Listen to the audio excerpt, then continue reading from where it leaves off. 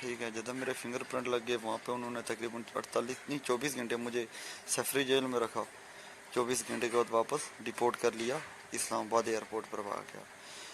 میرا تو مشکل نہیں ہے، میں یہ بات کہنا چاہتا ہوں آپ سے کہ کوئی مشکل نہیں ہے. چلو میرا دو ہی لگ گیا، 2 لاکھ روپیہ.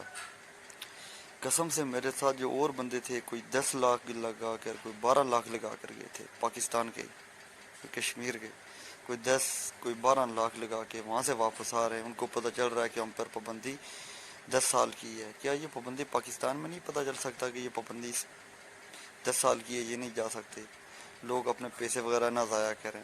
اس حوالے سے کوئی ایک ویڈیو لازمی بنانی ہے کہ یہ جو باہر جا رہے ہیں، باہر جا کے پتہ چل رہا ہے کہ ہم غیر قانونی ہیں، ہمارے اوپر پابندی ہے. کیا یہ پاکستان میں اس حوالے سے نہیں بات چیت ہو سکتی ہے کہ یہ پاکستان میں بھی کسی کو پتہ چل جائے کہ آپ کے اوپر پابندی ہے، آپ نہیں جا سکتے؟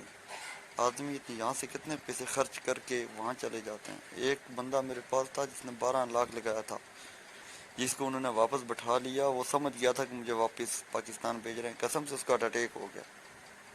اس کو وہاں سے ہاسپٹل لے گئے، پھر وہاں سے نہیں پتہ کہاں لے گئے کہاں نہیں لے گئے. لیکن یہ کچھ لازمی آپ نے بات کرنی ہے کہ یہ اتنے بھی غیر قانونی ہیں، نہیں جا سکتے ہیں. یہ پاکستان میں ان کا کچھ ہونا چاہیے، پاکستان میں ان کو پتہ چلنا چاہیے، ان کا پیسہ نہ ضائع ہو، جو بھی کچھ ہو پاکستان میں ہو.